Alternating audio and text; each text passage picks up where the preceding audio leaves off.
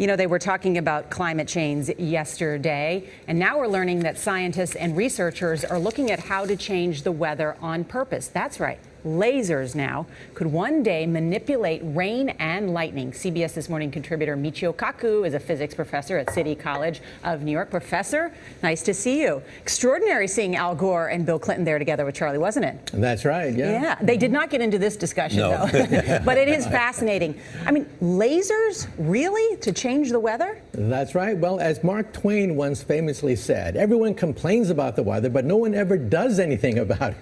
Well, instead of doing a rain dance, we physicists are firing trillion-watt lasers into the sky to actually precipitate rain clouds and actually bring down lightning bolts. This is potentially a game changer. But this is experimental. It's experimental. However, in the laboratory so far it works. When you have water vapor and you have dust particles or ice crystals, you can precipitate rain. It condenses around the seeds.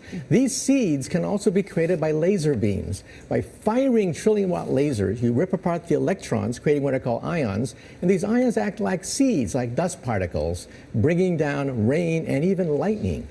Go ahead. Well, this fascinates me in part because, too, I remember reading the stories that China had used this during the Olympics, that the USSR had used this after Chernobyl to create rain clouds. I mean, did those really work then? We have some of these capabilities now? Inconclusive. Even in the 60s, the CIA used this to bring down monsoons during the Vietnam War, to wash out the Viet Cong. Governments have been playing with this thing. Alleged to. Alleged to, right. Yeah. Now, we realize that for decades now, these governments have been alleged to have experimented with weather control, but nothing conclusive. This time we're bringing in the laws of physics rather than simply waving our hands and uttering mumbo-jumbo. We're actually using trillion-watt lasers now.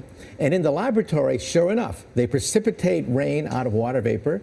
Sure enough, you can actually bring down electricity down the beam. So what does it mean for drought areas that need to have rain for crops? And if they don't have them, there's the consequences of famine. Well, the bad news is if it's a clear blue sky, it's not going to do anything at all because it only takes water vapor that's already in the air and condenses it. However, for floods, for agriculture, farmers, for people planning wedding parties, football games, you name it, outdoor events and agriculture and flooding and even hurricanes, all of them could be subject to weather modification. Incredibly interesting, Professor Michio Kaku. Thank you so much.